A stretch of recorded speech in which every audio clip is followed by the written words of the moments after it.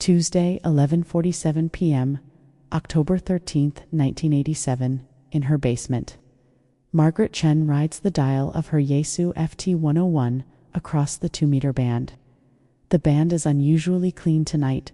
No solar hiss, no flutter, just a clear pane of glass. The static peels back, and a child's voice steps out. 96, 95. She goes still, pen hovering. The audio is too good, the cadence too disciplined. Then more voices layer in, young and perfectly synchronized, a metronomic choir counting down as if breath itself were rehearsed. At 17, the sound snaps off. Silence. In it, a calm adult speaks with clipped, military precision. Grid reference 40.7581 north, 74.428 to west. Stand by for next transmission. Margaret writes the numbers with a practiced hand that suddenly trembles. The carrier drops. Rain taps the window. The rig hums. She checks the clock, still 11:47, and feels the room narrow around her. 5 miles, maybe less.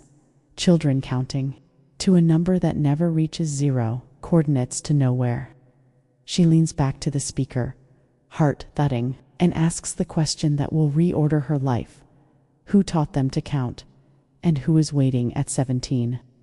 Somewhere close, a transmitter breathes, and someone measures her silence. Stories like this resist the telling. They hide where memory bends and reports fall silent. I am Eleanor Reed. This is Untold Stories, where truth refuses to stay quiet. Subscribe and let us begin. The coordinates led Margaret to an abandoned farm property 23 miles southeast of her home, accessible by a network of rural roads that wound through sparsely populated farmland, where privacy was measured in miles rather than yards. Nothing but rotting fence posts and overgrown fields stretching toward distant tree lines that provided perfect concealment for activities that couldn't withstand casual observation. But the silence there felt wrong, heavy with unspoken secrets and the oppressive stillness that suggested recent activity and watchful eyes. She kept listening, recording every transmission on high-quality cassette tapes she labeled with military precision: date, time, frequency, signal strength, atmospheric conditions, and detailed notes about voice characteristics and background noise patterns. Week after week, the pattern never varied with clockwork precision that eliminated any possibility of random occurrence. Tuesday nights, 11:47 p.m. exactly, children's voices counting down from 100, followed by GPS coordinates that always pointed to empty rural locations carefully chosen for maximum isolation from civilian oversight. The countdown never reached zero, it always stopped at 17, followed by that same calm adult voice announcing coordinates and signing off with Nightwatch Protocol confirmed. Margaret's background as a former Air Force communications specialist told her this wasn't random amateur radio experimentation or elaborate pranks. The precision timing, the consistent frequency use, the military-style protocols. Someone was running a coordinated operation using amateur radio infrastructure as cover for activities that required the kind of operational security typically associated with intelligence operations or military exercises. The children's voices sounded scripted, rehearsed, as if they were reading from prepared text under duress or coercion. But underneath the mechanical delivery, she detected something else that chilled her to the bone. Suppressed terror barely contained beneath each whispered number. The sound of young voices struggling to maintain composure while facing unknown fears. The abandoned farm became Margaret's first obsession, drawing her back repeatedly during daylight hours for reconnaissance missions, planned with the same careful attention to operational security that had characterized her military intelligence work. She walked the perimeter with a handheld radio, measuring signal strength variations and looking for any clues that might explain why this particular location had been referenced in that first terrifying transmission. The property showed contradictions that raised immediate red flags, officially abandoned for over a decade according to county records, yet showing subtle signs of recent activity that couldn't be explained by casual trespassing or routine maintenance. The last registered owner was listed as Meridian Holdings, LLC, a shell corporation that dissolved in 1978 without any forwarding addresses or contact information, leaving a legal maze of corporate privacy protections that made identifying the true owners nearly impossible. Local farmers remembered seeing strange vehicles arriving at the property during late-night hours. Throughout the summer months, expensive sedans and unmarked vans with government plates that would disappear before dawn, leaving only tire tracks in the overgrown gravel driveway, and questions that nobody seemed willing or able to answer. Margaret's methodical approach to documentation revealed intricate patterns that casual observers would completely miss, correlations that suggested a level of coordination that extended far beyond local criminal activity. She created detailed topographical maps, marking every coordinate mentioned in the weekly transmissions, plotting them against property surveys, utility line maps, and demographic data from the county assessor's office, with the thoroughness of a military intelligence analyst preparing a strategic assessment. The locations formed a rough 30-mile circle around the metropolitan area, each site carefully chosen for maximum isolation and minimal civilian oversight, connected by a network of back roads that avoided main highways and populated areas.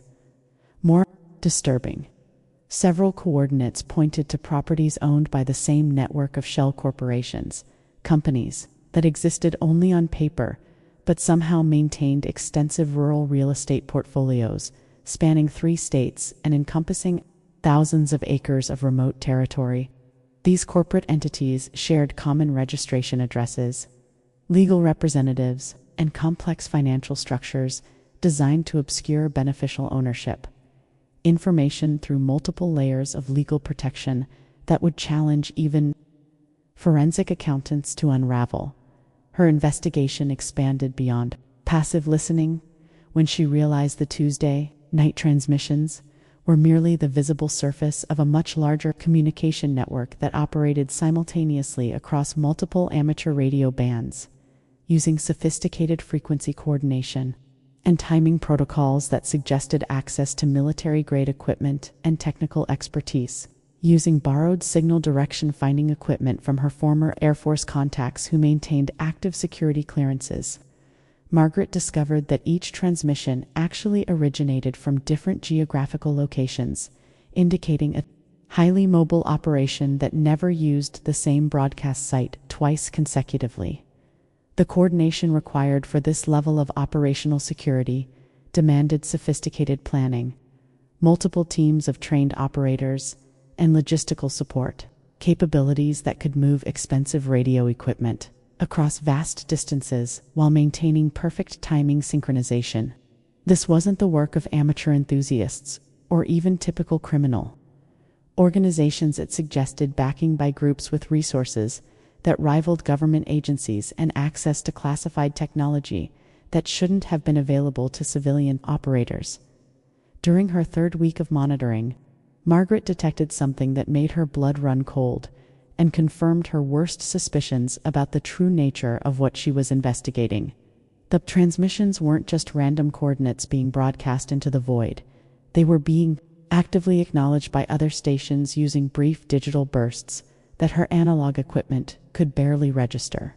Someone else was listening, receiving the information, and responding with confirmation signals that indicated the mysterious network was far larger and more organized than she had initially suspected.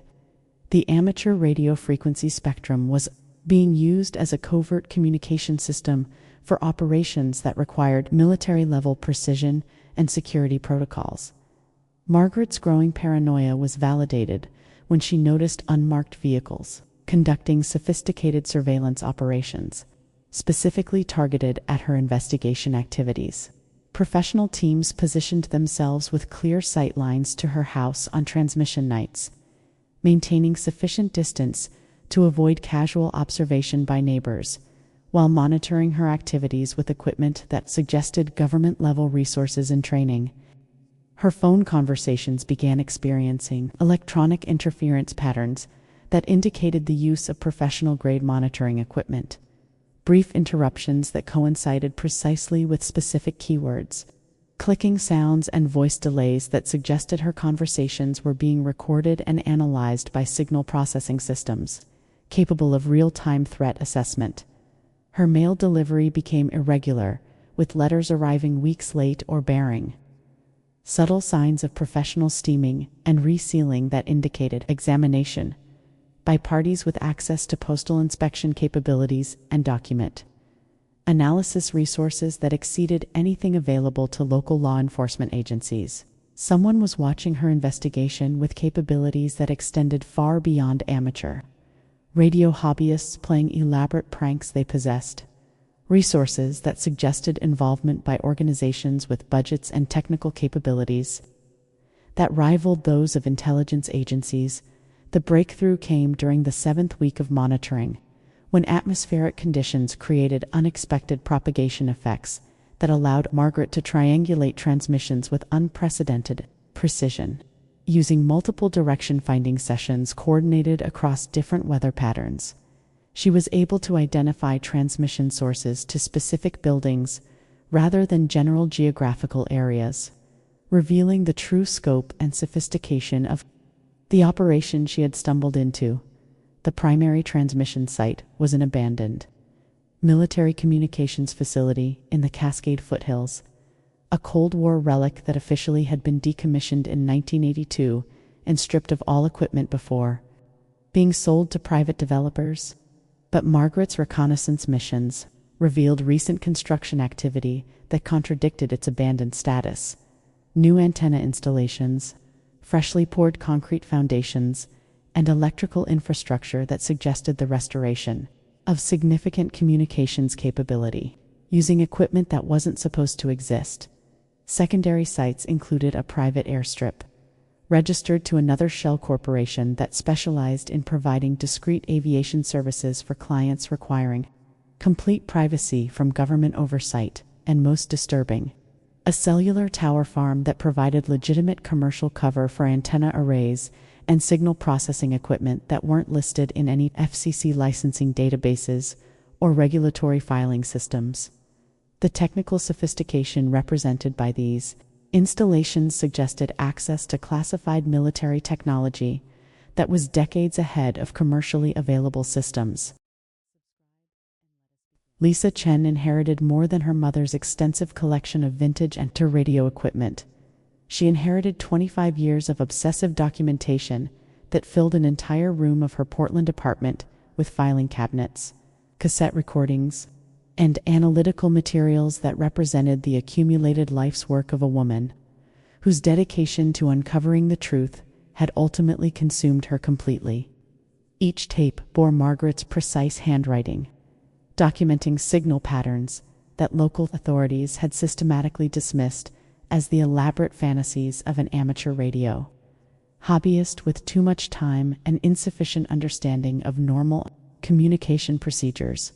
Working as an FCC field engineer gave Lisa access to modern signal analysis equipment and regulatory databases that transformed her understanding of what her mother had actually discovered during those terrifying months. In 1987, software-defined radio systems, spectrum analyzers, and digital signal processing capabilities that wouldn't become commercially available until decades later revealed layers of complexity in Margaret's recordings that analog equipment could never have detected or properly analyzed. Lisa plays the final recording from October 15, 1987, a child's voice, barely a whisper, breaking from the scripted countdown with desperate improvisation to say, "Please, ... someone help us find our way home." The transmission cuts to static immediately after, never to return. But the plea echoes across 25 years with undiminished emotional impact that brings tears to Lisa's eyes and steels her determination. To complete her mother's investigation, she begins by cross-referencing the mysterious coordinates with missing persons reports from 1987, using modern database search capabilities that her mother could only dream of, uncovering correlations that made her blood run cold and confirmed Margaret's worst suspicions about the connection between radio transmissions and the disappearance of vulnerable children. 7 children disappeared across the county during the 3-month transmission period. Each case following patterns that screamed coordination to anyone trained to recognize operational signatures. Sarah Martinez, age 8, vanished from her bedroom window in Millbrook while her parents slept downstairs, the window screen carefully removed from outside and placed against the house wall with the methodical precision of someone thoroughly familiar with residential security systems and child abduction techniques. Tommy Richardson, age 10, was last seen at a school bus stop in Cedar Hills where he waited for afternoon transportation home from school. His backpack discovered 3 miles away in dense woods that required intimate local knowledge to navigate safely after dark. Amy Foster, age 9, disappeared from her family's camping trip in Pine Ridge State Park during the night, leaving only her favorite stuffed rabbit beside the extinguished campfire where she had been sleeping in a tent with her parents and younger brother. Each disappearance occurred within 72 hours of coordinates being broadcast that pointed to locations within a 5-mile radius of the child's home, close enough for detailed surveillance and operational planning, but far enough away to avoid casual discovery by local residents or routine police patrols. The precision was surgical, methodical. Someone was using the radio transmissions to coordinate operations with military efficiency that suggested access to intelligence resources and logistical capabilities far beyond typical criminal organizations. But local police investigations had found no connection between the cases, treating each as an isolated incident, despite obvious geographic and temporal patterns that demanded coordinated investigation. Lisa's technical analysis of the recorded transmissions reveals disturbing sophistication that confirms her mother's assessment of the operation's professional nature. The signal strength and propagation characteristics indicate transmission from multiple synchronized locations, using professional-grade equipment that costs more than most amateur operators could afford.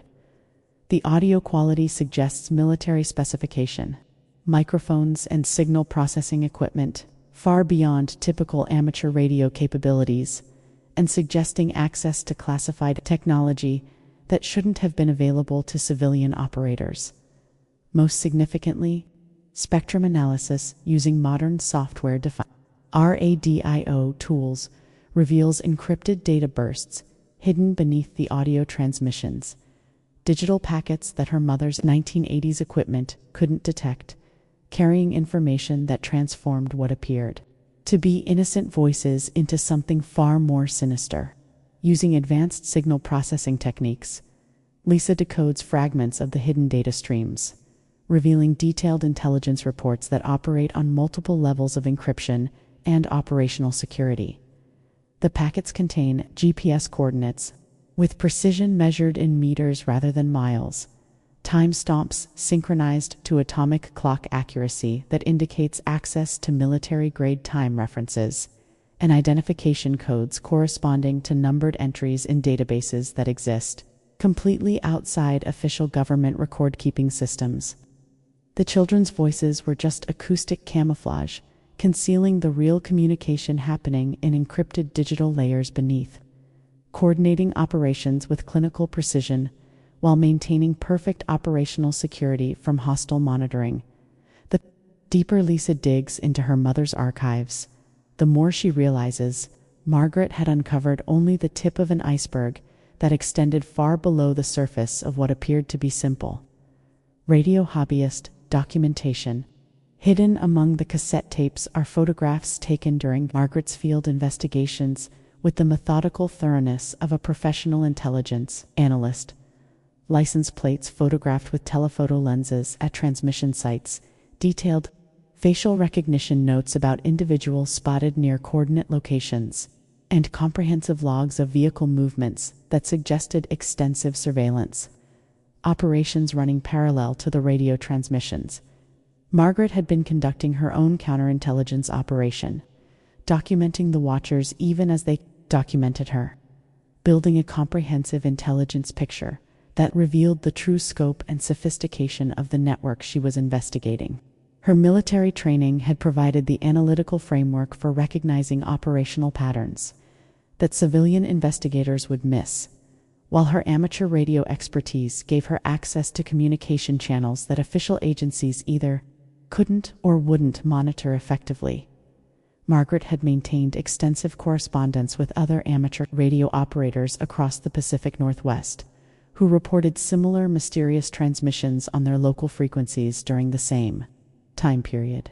Boxes of letters, postcards, and detailed frequency logs reveal an informal intelligence network of concerned citizens who shared information about suspicious signals, creating a grassroots intelligence gathering operation that spanned multiple states and involved dozens of dedicated volunteers who understood that something unprecedented was happening in the electromagnetic spectrum.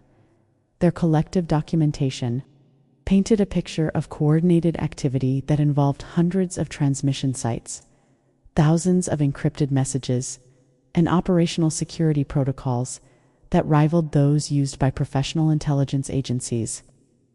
The amateur radio community had unknowingly become a sensor network for detecting activities that official agencies either couldn't see or chose to ignore, creating a citizen intelligence operation that operated completely outside government oversight or control. Lisa discovers that Margaret had attempted to bring her findings to federal authorities on multiple occasions, submitting detailed reports complete with recordings, photographs, and correlation analysis to the FBI, FCC, and even military intelligence units.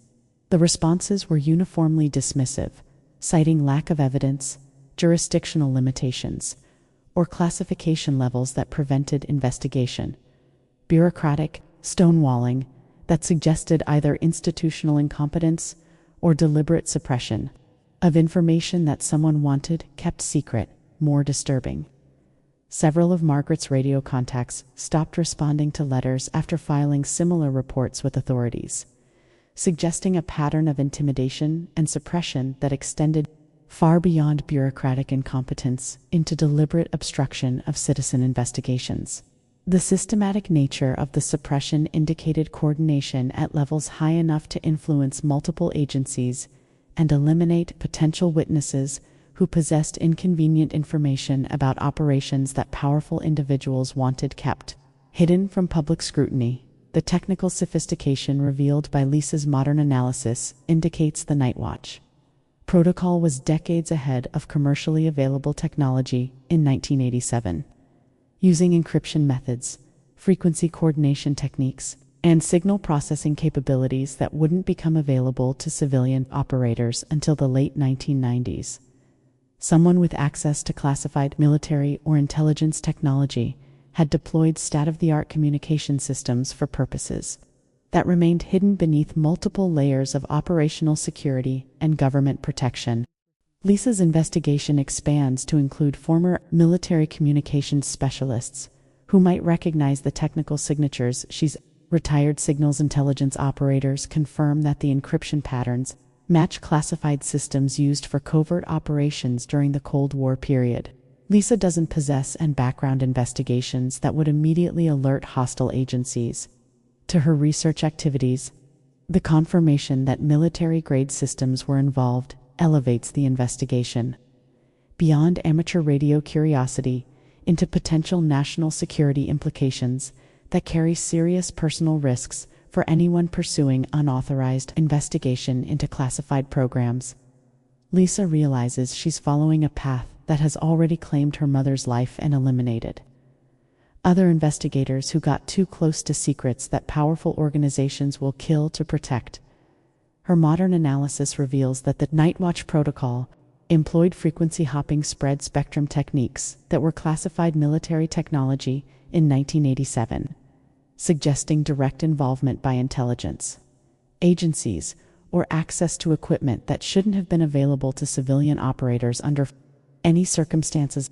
The digital packet structure hidden beneath the voice transmissions uses error correction codes and encryption methods that match systems described in classified NSA documents that weren't declassified until the 2000s, indicating someone had been using tomorrow's technology to coordinate operations in 1987. This meant they had access to classified research and development programs at the highest levels of government, with connections that reached into intelligence agencies, military contractors, and technology development programs that operated under security classifications that few people even knew existed. The scope of resources required for such access suggested involvement by organizations with budgets and influence that exceeded most government agencies and extended into the shadowy world of intelligence operations that never appeared in official records or public oversight mechanisms. The shell corporations that owned properties at transmission coordinates trace back through complex networks of offshore holding companies, Swiss bank accounts, and trust funds that require forensic accounting expertise to unravel even partially. Lisa's preliminary investigation reveals millions of dollars in transactions that flow through these corporate structures, funding operations that maintain sophisticated equipment, secure facilities, and full-time personnel across multiple states, while leaving virtually no paper trail that could be followed by conventional investigative methods. The financial resources required for such extensive operations indicate backing by organizations with budgets that exceed most government agencies, possess resources that allow them to conduct activities that would be impossible for typical criminal organizations, or even most government agencies, to sustain over extended periods. The shortwave radio delivered to Lisa's apartment arrived without return address or explanation, wrapped in brown paper that bore no postmark or identifying marks, a modern software-defined radio, disguised in a vintage case that perfectly matched her mother's collection, pre-programmed with frequency lists, decryption algorithms, and signal processing protocols that represented technology years ahead of anything available through normal commercial channels. When she powers it on for the first time, it automatically tunes to 28.885 MHz, a frequency in the 10-meter amateur band, and begins recording digital signals with capabilities that her mother's analog equipment couldn't have detected. At exactly 11:47 p.m. on a Tuesday night, 25 years after the last recorded transmission from 1987, Nightwatch Protocol, active. Stand by for grid references. Her signal analysis reveals 3 simultaneous transmission sources operating in perfect coordination: a cellular tower in Riverside County disguised among legitimate antenna arrays, an abandoned military radio repeater site in the Cascade Mountains that shouldn't have electrical power, and a marina in Port Angeles where expensive yachts hide sophisticated communication equipment beneath legitimate recreational covers.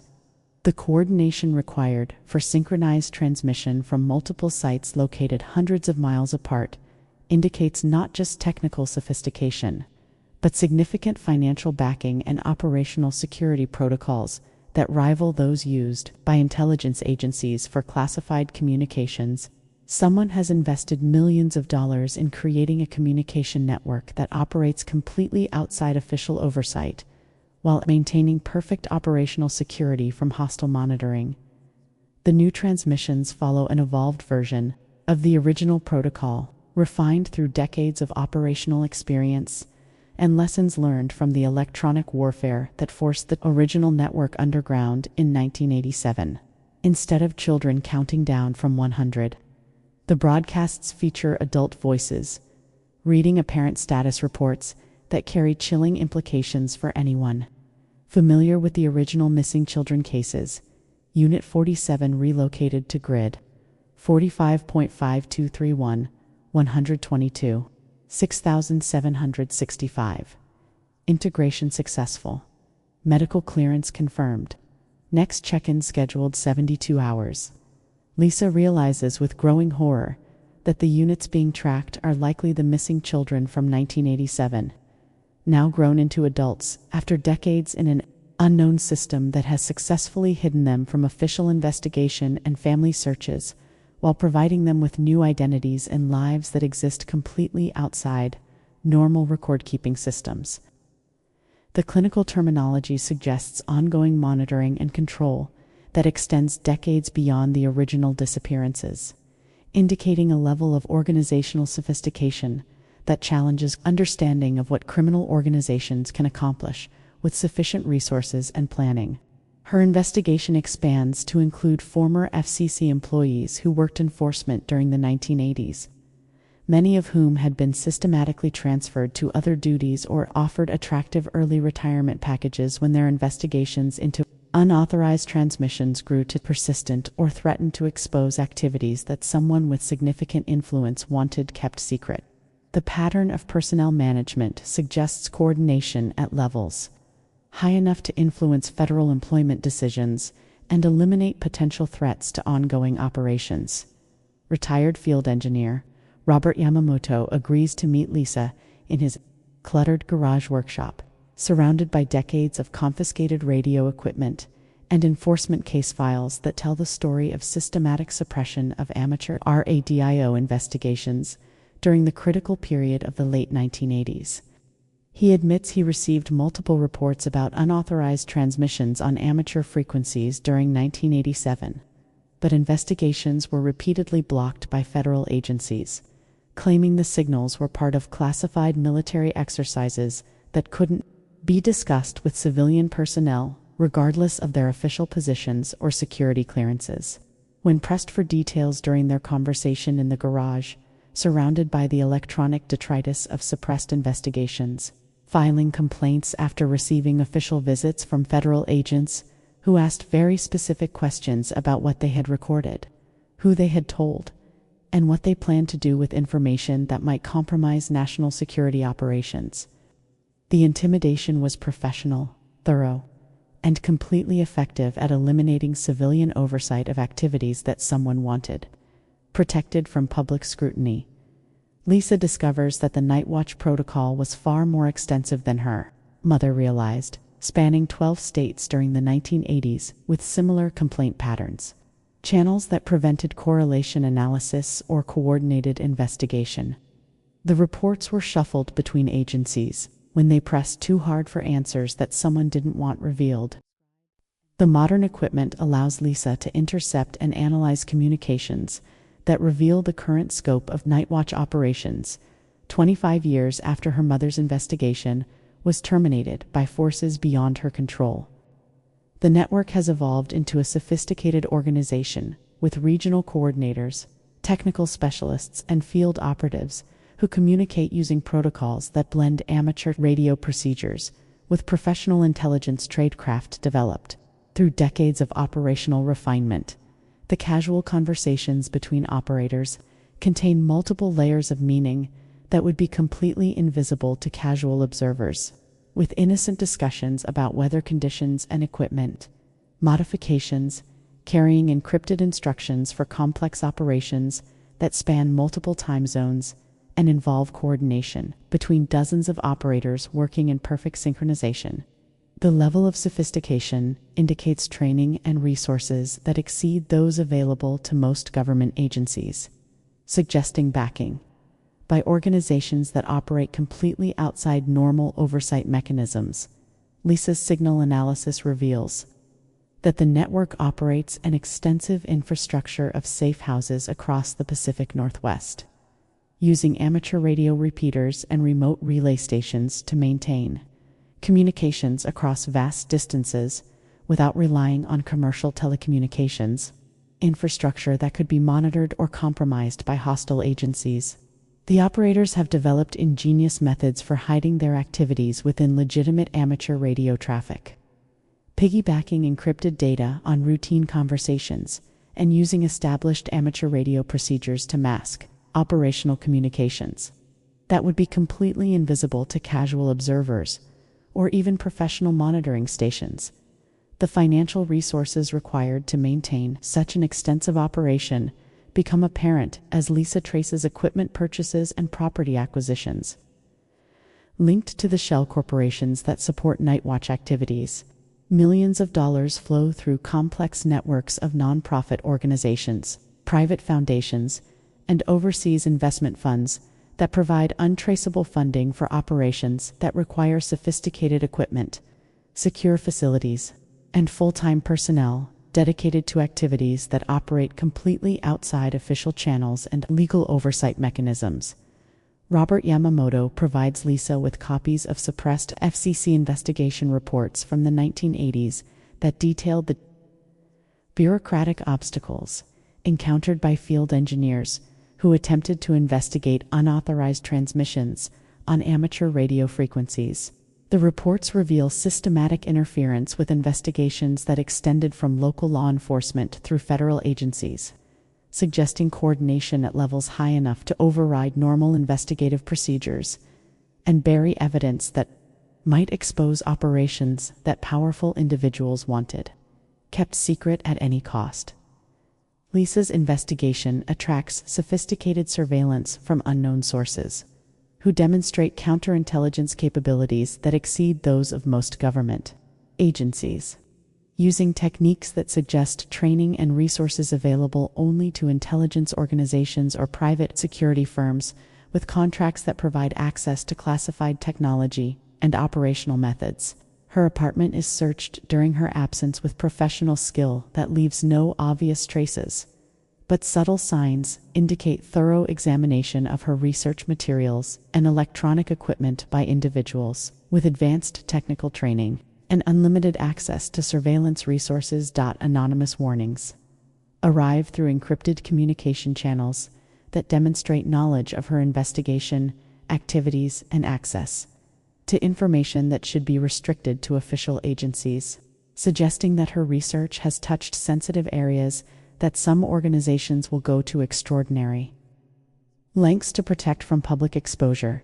The warnings are professional, specific, and carry implications of consequences that extend far beyond legal harassment into areas that threaten personal safety and survival. The discovery that several missing children from 1987 are now adults working within the Nightwatch network completely transforms Lisa's understanding of what initially appeared to be a tragic abduction conspiracy.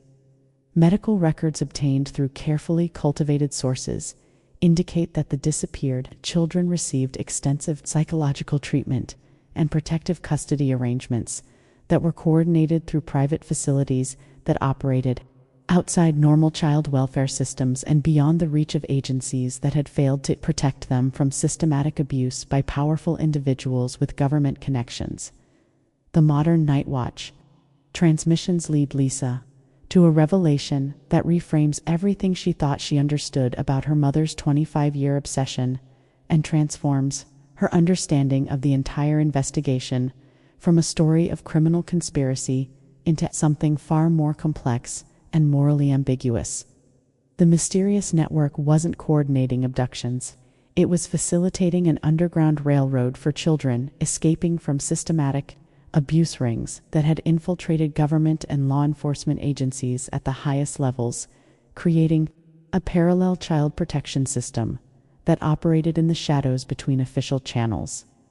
The terrified voices her mother recorded weren't victims being trafficked to unknown fates, but survivors being evacuated to safety through a network of volunteers who understood that official child protection systems had been compromised by the same individuals and organizations that were systematically abusing vulnerable children throughout the Pacific Northwest and beyond.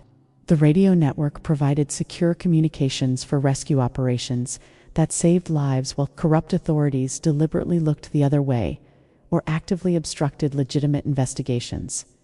Dr. Rachel Morrison, a child psychologist who worked with trauma victims in the 1980s before her practice was mysteriously shut down by state licensing boards following complaints that were later revealed to be fabricated by individuals seeking to eliminate her protective advocacy for abused children, confirms Lisa's hypothesis during a clandestine meeting in a coffee shop on the outskirts of Portland.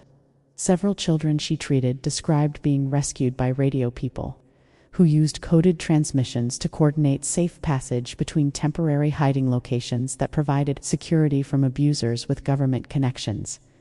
The children were taught basic amateur radio procedures to communicate with their protectors, learning to speak in codes that sounded innocent to casual listeners, but conveyed critical safety information to trained operators who understood that young lives depended on perfect operational security. The radio training served multiple purposes, providing communication skills that might save their lives, giving them a sense of agency and control in situations where they had been powerless, and creating emotional connections with protective adults who cared enough to teach them skills that official agencies had failed to provide. The countdown from 100 that Margaret recorded wasn't random. Psychological torture inflicted by criminal predators. It was an ingenious safety protocol developed by operators who understood that children's lives depended on precision timing and flawless execution of extraction procedures under conditions where a single mistake could result in discovery by hostile forces with unlimited resources for eliminating witnesses and destroying evidence.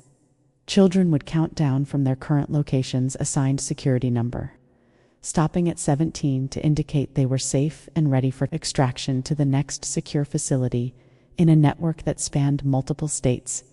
If circumstances forced them to continue counting below 17, it signaled immediate danger requiring emergency intervention by backup teams, positioned to provide armed response against threats that official law enforcement agencies couldn't or wouldn't address through normal channels. The protocol was elegant, effective, and completely undetectable by hostile monitoring unless the observers understood the specific meaning encoded in what appeared to be innocent voices counting numbers. The calm adult voice announcing coordinates wasn't directing abductions, it was coordinating rescue operations that saved lives while authorities systematically ignored evidence of abuse networks that extended into the highest levels of government and law enforcement. The military precision reflected decades of operational refinement by individuals who understood that children's lives depended on perfect execution under conditions where failure meant death, or worse for both rescuers and victims. Lisa's investigation reveals that Margaret's transmissions were intercepted by the same government agencies that were protecting the abuse networks, using sophisticated monitoring equipment to track and eliminate rescue operations that threatened to expose criminal conspiracies reaching into the highest levels of government and law enforcement. The sudden cessation of broadcasts in October 1987 wasn't the end of the Nightwatch Protocol. It was the beginning of electronic warfare as the rescue network was forced underground, developing more sophisticated encryption and frequency hopping techniques to avoid detection by hostile monitoring stations operated by those they were fighting against. The modern transmissions Lisa is receiving represent the evolution of the underground network into something approaching a shadow intelligence service that operates with resources and capabilities that rival official government agencies. After decades of operational refinement, the operators have developed nearly unbreakable security protocols while maintaining the amateur radio infrastructure that provides legitimate cover for their activities and access to communication channels that hostile agencies cannot effectively monitor or control. The units being tracked aren't captive children held against their will. They're grown survivors who now work as operators in the network, using their childhood trauma experiences to identify and rescue new victims from systems that failed to protect them and continue to fail vulnerable children who have no other source of protection from predators with government connections and unlimited resources for intimidation and elimination of threats. Dr. Morrison reveals that who became convinced through direct experience that official systems were not only failing to protect vulnerable children, but were actively enabling their abuse through networks that extended into the highest levels of government and law enforcement.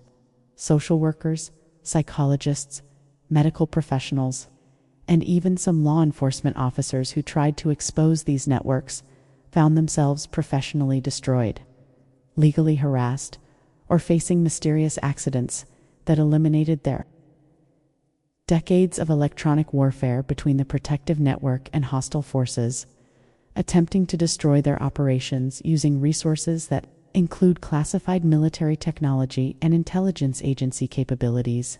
Each technological advancement by government monitoring systems was met with countermeasures developed by network engineers who understood that children's lives depended on staying ahead of surveillance capabilities deployed by enemies with unlimited budgets and access to classified technology. The arms race pushed both sides to develop communication techniques that wouldn't be commercially available for decades, making the amateur radio bands a testing ground for technologies that would eventually revolutionize electronic communications, while serving as a battlefield where the future of child protection was being determined by individuals willing to making her a target for elimination by hostile forces who couldn't risk exposure of their operations through evidence that could be used to unravel. Some signals never die. They drift skipping off rooftops, an ionosphere waiting for the one listener who refuses to tune away. In Margaret's old basement, now a training room, Lisa files fresh SDR captures beside sun-faded cassettes. The Nightwatch Protocol speaks. In lawful bands and quiet side channels hymn repeaters, Laura pager backbones moving children toward daylight, while the rest of the city hears only static. If your scanner caught a child's cadence at 11:47 p.m., a countdown that stops at 17 and a carrier that clicks once before the air goes deadwood, you shrug and spin the dial or start a log. What has the noise between stations taught? You too ignore. Subscribe for new daily cases from Untold Stories. If you have old cassettes or mini discs of odd Tuesday night transmissions, SDRIQ files, waterfall screenshots, repeater logs, APRs, beacons, pager captures, or memories of Nightwatch check-ins, send them to our confidential tip line. Include date, time, UTC if you can, frequency, approximate location, and equipment used. Anonymous submissions are welcome. Every kilohertz matters. Every voice deserves a clear channel,